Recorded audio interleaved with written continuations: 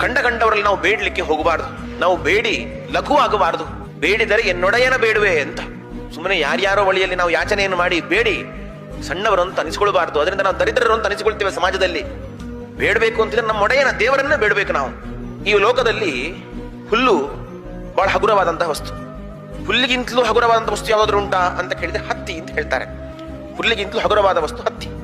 ಈ ಹತ್ತಿಗಿಂತಲೂ ಕೂಡ ಹಗುರವಾದ ವಸ್ತು ಯಾವುದು ಅಂತ ಪ್ರಶ್ನೆಯನ್ನು ಮಾಡಿದ್ರೆ ಅದು ಬೇಡುವ ವ್ಯಕ್ತಿ ಅಂತ ಹೇಳ್ತಾರೆ. ಬೇಡುವ ವ್ಯಕ್ತಿ ಈ ಹತ್ತಿಗಿಂತಲೂ ಹಗುರವಾದ ವಸ್ತು ಅಂತೆ.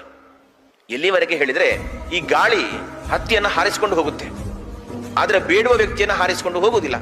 ಯಾಕೆ ಅಂತ ಕೇಳಿದ್ರೆ ಒಂದು ವೇಳೆ ಗಾಳಿ ಬೇಡುವ ವ್ಯಕ್ತಿಯ ಬಳಿಗೆ ಬಂದ್ರೆ ಗಾಳಿಯ ಬಳಿಯಲ್ಲಿಯೂ ಕೂಡ ವ್ಯಕ್ತಿ ಬೇಡ್ತಾನಂತೆ. ಹಾಗಾಗಿ ಗಾಳಿ ಅವನ ಬಳಿಗೆ ಬರುವುದಿಲ್ಲ ಅಂತ ಹೇಳಿ ಒಬ್ಬ ಕವಿ ತಮಾಷೆ ಮಾಡ್ತಾನೆ. ಅಂದ್ರೆ ಒಬ್ಬ ಬೇಡುವ ವ್ಯಕ್ತಿ ಅಷ್ಟು ಸಮಾಜದಲ್ಲಿ ತಾತ್ಸಾರಕ್ಕೊಳಗಾಗ್ತಾನೆ. ದಾಕ್ಷಿಣ್ಯವನ್ನು ಬೆಳೆಸಿಕೊಳ್ಳಿ, ಕಂಡವರಲ್ಲಿ ಬೇಡ್ಲಿಕ್ಕೆ ಹೋಗಬೇಡಿ.